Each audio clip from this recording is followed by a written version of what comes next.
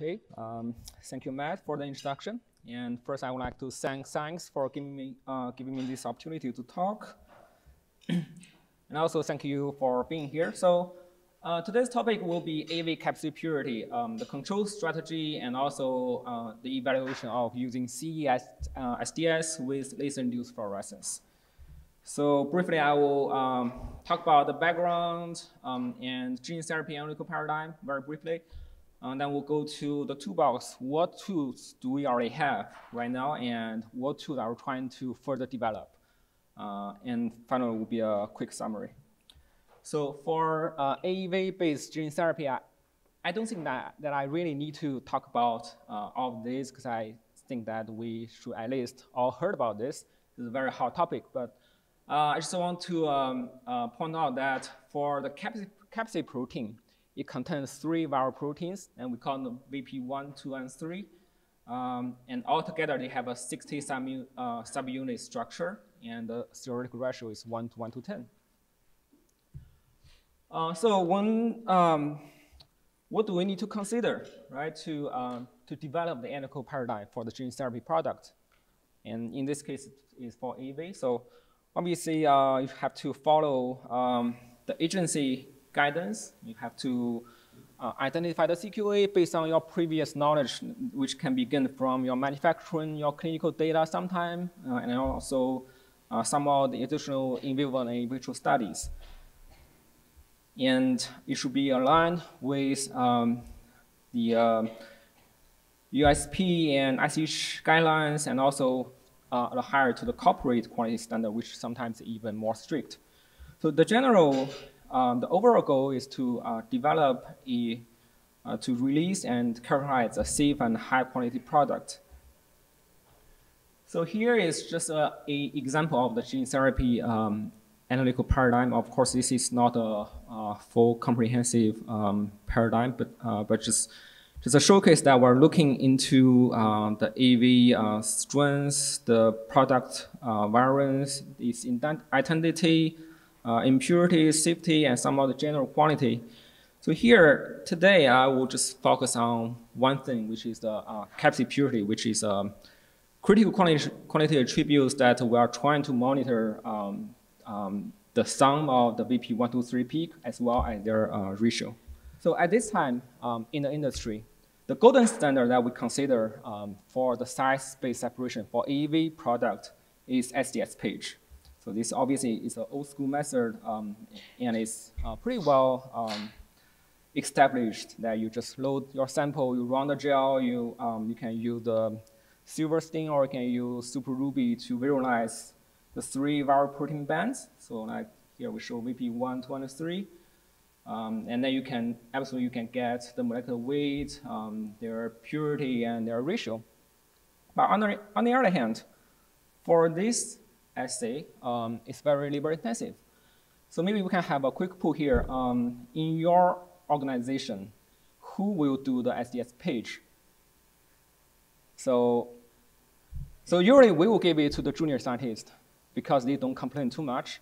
And once they become senior, they sometimes. So it typically would take about 2 days to run one sample. So obviously it's not a very high throughput. And that's not the major concern. The major concern still comes from the quantitation. So we want to develop a quantitative method. But here for SDS-PAGE, it's really hard to track because usually we only see the 3 major bands. There's no impurity, so the purity is always 100%. But if we look at here, so if we track the reference material results, and we normalize VP1 ratio as 1. And here, VP3, the theoretical should be 10. And right now, we are seeing from 5 to 20. So it's obviously, we can consider it as a semi-quantitative assay, but it's not very QC-friendly in our opinion. And another technique that we already have in the toolbox is the CE method. So just like some other therapeutic proteins like monoclonal antibodies, the industry is basically trying to switch from the gel-based to a capillary-based assay. But for the AAV, it's not that straightforward. Mostly it's from the concentration. So if we are talking about IgG, then you can simply get 100 milligram per mil. That's not a problem. But for the viral proteins, usually we're talking about 0.1 mg per mil to start with. So that really give us some huge challenges in terms of sensitivity. So people have tried basically to do a lot of sample preparation so that you can pre-concentrate your sample before you actually do the analysis. So there are two major approaches that you can try. You can either use an Amicon filter to pre-concentrate from a large volume to a small volume, or you can also do some on-column stacking. So you stack your sample into the capillary so that you can pre-concentrate. So here we also done a lot of development, and we can get some kind of decent result here. But still, this will require a lot of sample preparation. It will consume a lot of sample volume, and it also will give you some unexpected surprises, I would say. And I will show some results in the later slides. So in general, still, for the UV method, it really suffers from its low sensitivity. And another method that we already have at Sanofi is that we also look at the chip-based CE, the lab chip. So I will just go through this very quickly, that we look at its linearity load, its repeatability, and its QL, DL. So because this method has a high throughput, then we use this as a process analytical method. But if we look back of all the tools that we already have here, which one do you think that you can pick up as your release assay in your QC lab? And honestly, I don't think any of them is a good choice. They either require your multi-day assay, or they have very low sensitivity basically for all of them. They have significant day-to-day and operator-to-operator variability.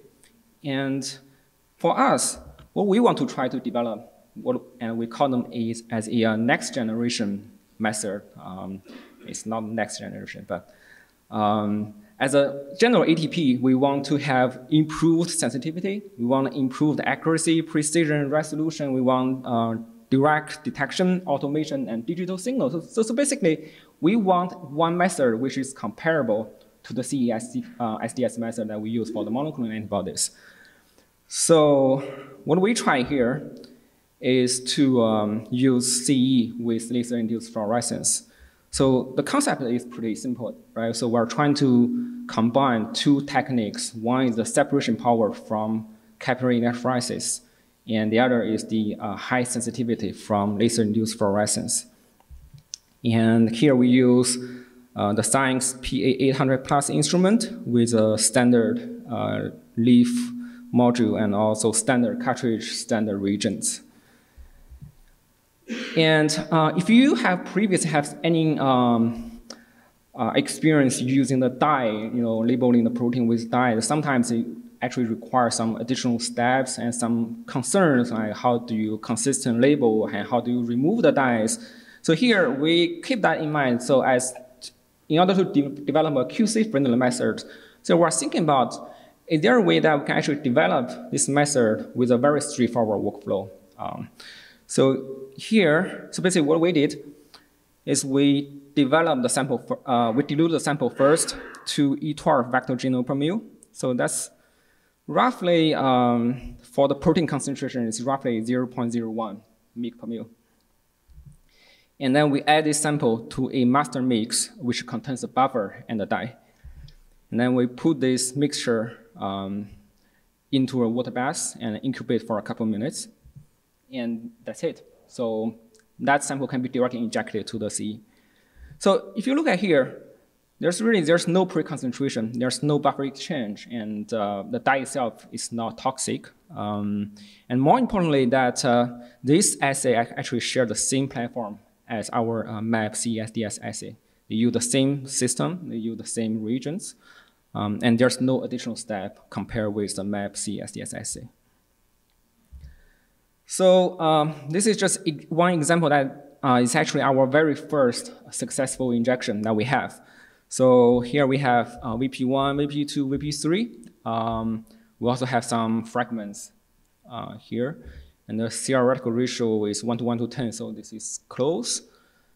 And from there, we further optimize the method starting from a risk assessment. Obviously, this is a brand new method development. We have basically zero previous knowledge, and there are a lot of what we call tier 1 parameters. And based on that, we optimize through a quantity by design approach. And I can't just show all the details for every parameter, so this is just one example that, for example, we are looking at the denaturation condition, the temperature, time, the pH, the buffer conditions, and their impact to the purity and total peak area. From there, we can optimize the denaturation condition. Also, we also look at a very important parameter, which is the dye-to-protein ratio. So the bottom line is that we want to make sure that the purity as well as the peak area should reach a plateau, so that no matter, even if we alter the dye concentration a little bit, it won't cause any impact. So you have a robust and consistent QL. So obviously, it's closely related to your denaturation and other conditions. Like if you have too mild reaction condition, then you just won't get a plateau. Or if you make it too harsh, then sometimes it just kills your signal. So this is definitely something that we realize is the most important. So let's just directly go to the results. So here I just compare before and after the optimization. So it looks pretty similar, but since I cannot show the skew here, but this is actually 100 times increase in terms of sensitivity. And this is not to compare with SDS-PAGE or UV. This is just compare between before and after the optimization. And also, we really tried our best to minimize any method-related impurities or the artificial impurities through controlling the conditions. So with that, we actually ask ourselves two questions. Number one, can this assay be used as a release assay? And that's also the purpose of all this study. And number two, if we could, now how would that compare with other methods that we already have currently in the toolbox? So to answer the first question, we first make sure this method uses the standard equipment. You don't have to spend $1 million to buy something really fancy. And then this method should be quantifiable. So just show some of the results that we have for the quantitation. This is pretty standard following the ICH. We look at the linearity at 5 levels, 3 replicates per level. And R square is about 0.99. And then we extract the accuracy from low, medium, and high levels for each of the viral protein peak. And for precision, we look at repeatability and intermediate precision. So basically, for each of the viral protein peaks, as you can see here, the highest percent RSD is 2.1%. And for total peak area, it's not comparable between instruments because the fluorescence unit is a relative unit. But within one single instrument, it's still very consistent. And also, we leverage the data that we acquired from precision for the Q stability. Well, there's actually some change in the format. So basically what we did is we used the Analyst 1 sample, which is 6 individually prepared sample. And we put them in the auto-sampler and then retest on the second day, about 24 hours after the sample prep. So as you can see here, basically there's no change in terms of peak profile or your purity. So there's between 0.0 to 0.1% change. For QLDL, that we simply use 2 existing impurity peak to look at the practical DL and the QL. And the practical DL is 0.034% of the nominal, which is E12 vector genome per mil. The QL is 0.2. And finally, for specificity, we compared blank with the sample in the control sample and degraded sample to make sure that it's stability indicating. And also, we want to make sure this method can be used as a platform method. So we don't want this to be product specific. So we actually look at 4 different serotypes. We call them 1, 2, A, B, C, and D. So this actually, we didn't make any changes to the method. It just used as it. And we have very nice separation for all those 4 serotypes. And there are also some difference that you can see that for some of the serotypes, we have the truncated VP3 here. And for some of them, that we have splitted VP2. So making basically just showing that this could be used as a good choice for your platform. So as a summary of the qualification, so I think that this basically, the results are very comparable to our CE-SDS UV assay that we use for the monoclonal antibodies. So with that, we further compared the CE-LIF results with other methods that we already have. So here, I will show some comparisons that between SDS-PAGE, CE-UV, and CE-LIF. So first, between CE and the gel, here I have 2 examples. The number one is that we use 2 samples. One is a control, and one is a false-state sample. So we have those 2 samples run side by side between the gel and the CE-LIF. So here you can say after degradation that we see decreased major peaks, and then we see increased aggregates and some fragments. And on the gel, you only see the 3 major bands from the gel.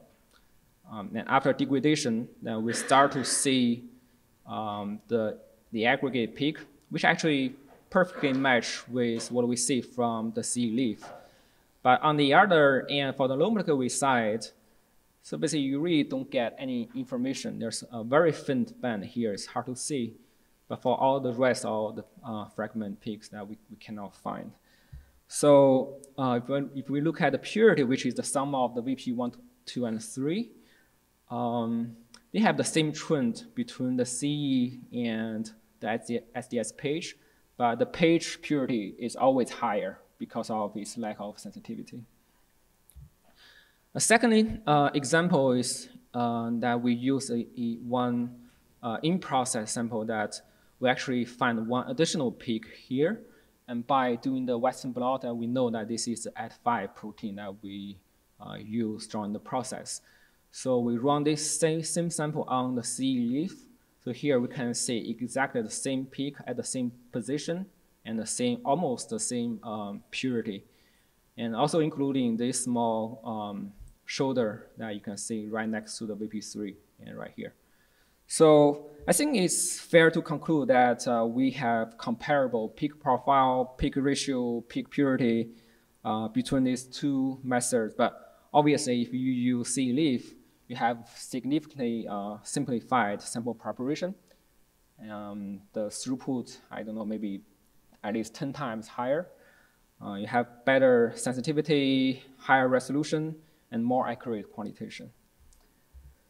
So to compare CE using laser-induced fluorescence and using UV, here we only have 1 sample here as a comparison, mostly because the UV method requires a lot of sample, and we don't have that much of the sample.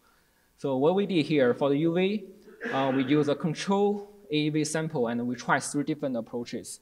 So we either do it without any of the pre-concentration, and you basically only see one very small hump here. And then here we perform a on-column stacking to concentrate. And then in the upper trace, we combine 2 approaches for concentration. So we use Amican filter to pre-concentrate, and then we do a on-column pre-concentrate.